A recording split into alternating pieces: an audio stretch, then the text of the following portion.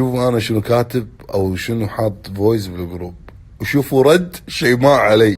طبعا حاط صورتنا، سمعوا الفويس. صباحو يا جروب العائلة، صباحو اعطيني قهوة. طبعا الحين توني شارب القهوة فراح مسويت لي اياها، وهذا راح يكون جروب العائلة. صباحو الحين بقوم ابدل والبس وبطلع. شوفوا شيماء شنو رد علي. عفوا مو كافي علينا سنابك نتابع يومياتك، بعد بنشوف نسوي جروب حق يومياتك، بقوم ابدل شكو. ولا هني شنو رديت عليها؟ هذا من اليوم ورايح راح يكون، بس تعرفون يومياتي من صوتي. من صوتي حلو؟ كلش مو مهم نعرف يومياتك، كلش مو مهم.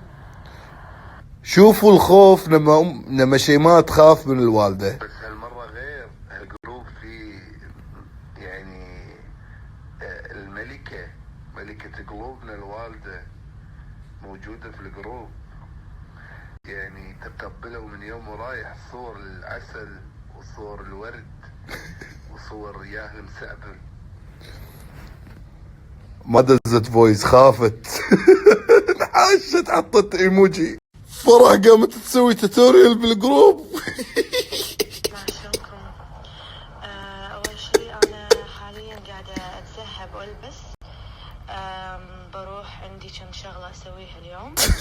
فالميك اب اليوم حطيتها انا، يعني تعرفون اللي شي خفيف مو وايد، يعني حاطه فاونديشن. هذه حطيتها لانها تعرفون شنو الشفايف لونها ورديه، صدق اني مو حاطه وتعبر وايد تنعم الشفايف وما تشققها وتم.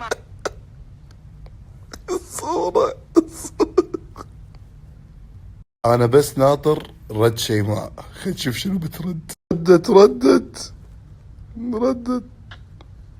اي بس فرح في شيء وايد مهم ما عرفناه.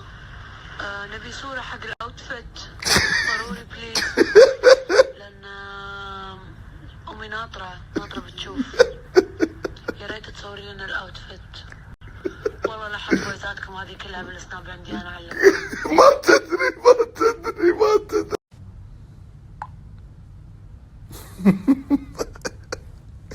نساعد الوالدة شوي، تشوف عندها جروبات ثانية ندز لها. هذا الجروب يا جماعة مفيد من كل النواحي، في توتوريال، في اخباري، في صور كذي. طيب شيء ما شنو دازه.